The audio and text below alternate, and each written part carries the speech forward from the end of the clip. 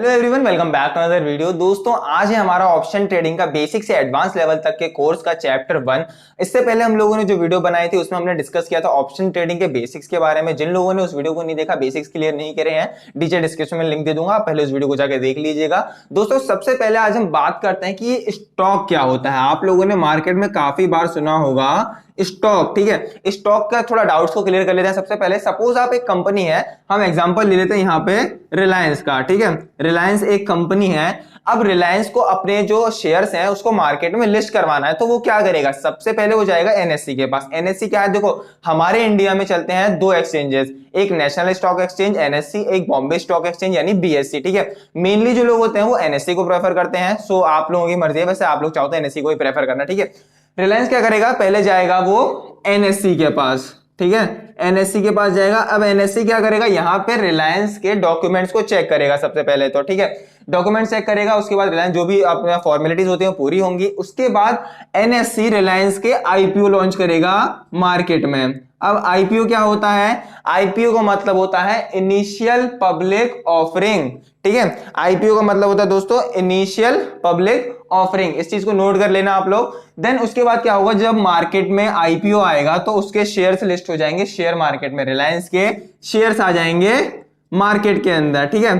अब क्या होगा? जब शेयर मार्केट में रिलायंस के शेयर्स आ जाएंगे तो हम लोग उसको बाय करेंगे, उसमें अपना पैसा इन्वेस्ट करेंगे। तो वो पैसा कहां जाएगा? रिलायंस के पास। अब जब पैसा रिलायंस के पास जाएगा तो रिलायंस क्या करेगा? उस पैसे को यूज करेगा अपने बिजनेस के अंदर और अपने बिजनेस को एक्सपेंड करेगा, उस बिजनेस को बढ़ाएगा, जिससे उसके शेयर्स की भी ग्रोथ होगी। सपोज हमने वहां पर एक शेयर के लिए दिया है 100 रुपए, ठीक है। हमने 100 रुपए दिया, किसी ने 1000 शेयर के लिए, किसी ने 100 शेयर बाय करे, तो ऐसे करके ओवरऑल रिलायंस के पास पैसा गया।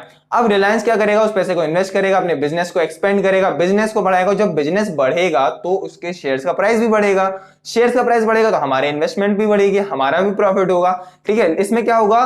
कंपनी को भी प्रॉफिट होगा और शेयर होल्डर्स को भी प्रॉफिट होगा। लेकिन सपोज कंपनी का लॉस हो जाता है, सारा जो पैसा कंपनी लगाती है अपने बिजनेस में वो किसी रीजन से लॉस में जाती है, कंपनी लॉस मेकिंग हो जाती है, सो वहां पे रिलायंस को कुछ खास असर नहीं पड़ेगा, क्योंकि लॉस में पार्टनरशिप हमारी भी है। सपोज अगर उसका 1 करोड़ का लॉस होता है तो उसमें कुछ ना कुछ परसेंट तो हमारी भी होगी, क्योंकि हम लोगों ने भी अपना पैसा वहां पे लगाया हुआ है। तो लॉस होता है तो कुछ खास असर रिलायंस को नहीं पड़ेगा। लेकिन स्टॉक के अलावा हमारे मार्केट में इंडेक्स भी होते हैं जहां पर हम लोग ट्रेडिंग करते हैं। इंडेक्स का मतलब देखो, इंडेक्स में आते हैं मेजॉरिटी दो इंडेक्स हैं। सबसे पहला है हमारा बैंक निफ्टी, ठीक है। यहां पे आ गया बैंक निफ्टी, ठीक है। सेकंड है हमारा निफ्टी 50, ठीक है। आप लोगों ने सुना होगा दोनों को।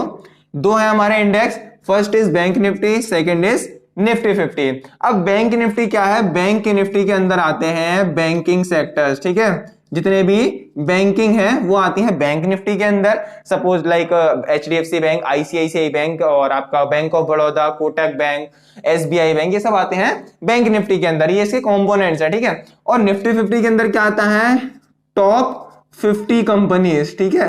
टॉप 50 कंपनी, इंडिया की टॉप 50 कंपनीज आएंगी निफ्टी 50 के अंदर। हमें क्या बनना है? ट्रेडर। तो ट्रेडर को एक काफी अच्छा फायदा होता है कि अगर मार्केट गिर रही है या बढ़ रही है, वो दोनों सिचुएशन में पैसा कमा सकता है। अगर मार्केट बढ़ती है तो सभी कमाते हैं, लेकिन अगर मार्केट गिरती है तो उस सिचुएशन में ट्रेडर्स पैसा कमाते हैं, गिरती मार्केट में भी। अब देखो, बैंक निफ्टी के अंदर आते हैं डेरिवेटिव्स, उसको हम क्लियर करते हैं। डेरिवेटिव्स क्या होता है? सपोज आपका है, ठीक है, बैंक निफ्टी, ठीक है। बैंक निफ्टी के अंदर आते हैं डेरिवेटिव्स। डेरिवेटिव्स आते हैं दो। नंबर 1 इज ऑप्शंस, ठीक है। फर्स्ट डेरिवेटिव हो गया आपका ऑप्शंस एंड सेकंड हो गया आपका फ्यूचर्स, ठीक है। फ्यूचर्स एंड ऑप्शन ये आते हैं बैंक निफ्टी के अंदर डेरिवेटिव्स, दो डेरिवेटिव्स, ठीक है। सबसे पहले क्लियर करते हैं कि फ्यूचर्स क्या होता है और ऑप्शंस क्या होता है। देखो, फ्यूचर जो होता है, ठीक है, जो आपका फ्यूचर्स है इसमें होती है मंथली एक्सपायरी।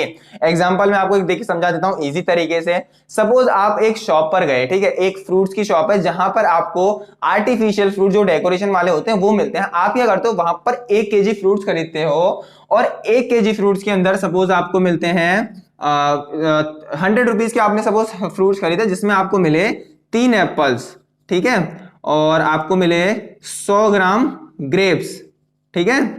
ग्रेप्स मिल गए, आपको मिल गए 2 बनाना, ठीक है। आपको ऐसे करके 100 रुपए में आपको 3 फ्रूट्स मिल गए, ठीक है। ये एक तरह से आप ये समझ सकते हो कि आपने ये बाय कर लिया फ्यूचर, ठीक है। अब एक बात बताओ, अब फ्यूचर के अंदर जो एक्सपायरी होती है दोस्तों, वो होती है मंथ की एक्सपायरी, ठीक है। आपको 1 मंथ की एक्सपायरी मिलती है। सपोज आपने इसको बाय किया 1 मार्च को, ठीक है, तो आपको अगले 1 मंथ तक इसको होल्ड कर सकते हो अपने पास। अब यहां पे क्या होगा कि अगर आपने यहां पे इन्वेस्ट किए हैं 100 रुपीज, ठीक है, एग्जाम्पल के लिए आपने इन फ्रूट्स के लिए दिए हैं 100 रुपीज। अब आपको अगले सपोज 1 जून तक का, अप्रैल मई का तक का टाइम मिल गया, ठीक है, अप्रैल तक का, सॉरी अप्रैल तक का टाइम मिला है, ठीक है। अब आपको जब आपने 1 मार्च को 100 रुपीज दिए, ठीक है, अब क्या होता है कुछ टाइम बाद 15 मार्च को उसका प्राइस गिर जाता है, 50 रुपए हो जाता है। अब काफी लोग कहेंगे भाई इसका प्राइस कैसे गिर गया?